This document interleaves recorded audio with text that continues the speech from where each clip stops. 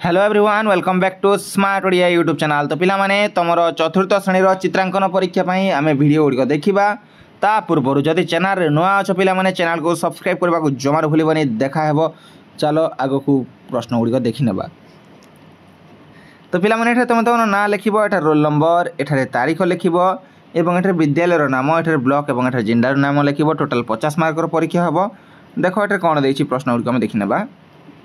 कलश उपरे पैड़ थिबार चित्र अंकन कर देछि। एठे कोन कहि देखो प्रथमे भल भाबरे देखिनियो जेकोसी दुईटी प्रश्न उत्तर दे, जेकोसी दुईटी प्रश्न रही उत्तर देव हैला। रंग भी व्यवहार करि पारो, जदि न कले भी किछि असुविधा नै।